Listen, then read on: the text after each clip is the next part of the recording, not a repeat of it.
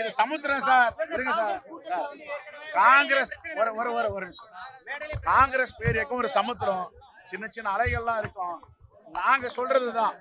EVKS இளங்கோவனுக்கும் Karthi சிதம்பரத்திற்கும் இடையே நிலவி வரும் பிரச்சினைகள் குறித்து செய்தியாளர் எழுப்பிய கேள்விக்கு காங்கிரஸ் மாநில தலைவர் செல்வ பெருந்தகை பதில் தெரிவித்துள்ளார். ஆட்சி காலத்துல கிட்டத்தட்ட 6 முறை தமிழ்நாடு புறக்கணிச்சிருக்காங்க.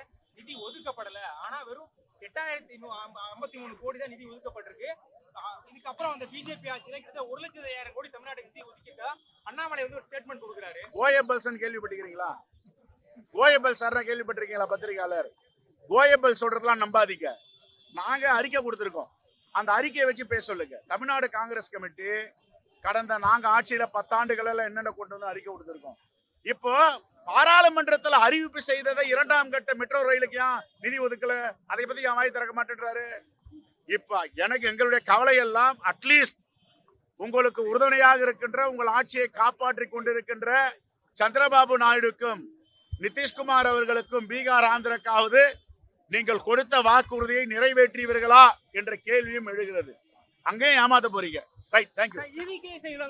கார்த்திக் சிதம்பரத்துக்கு தொடர்ந்து ஒரு வாக்குவாதம் நடந்துச்சு. இது சமுத்திரம் சார். இருங்க சார். காங்கிரஸ் ஒரு நிமிஷம். காங்கிரஸ் பேர் இயக்கம் ஒரு சமுத்திரம், சின்ன சின்ன அலைகள்லாம் இருக்கும். நாங்க சொல்றதுதான். நாங்க சொல்றேங்க, முதலமைச்சர் மேல நம்பிக்கை வைத்து தமிழ்நாட்டு மக்கள் இருக்கிறாங்க. முதலமைச்சர் மீது நம்பிக்கை வைத்து இந்தியா கூட்டணி இருக்கிறது. இதை யாரும் அசைக்க முடியாது, இதை யாரும் டிஸ்டர்ப் பண்ண முடியாது.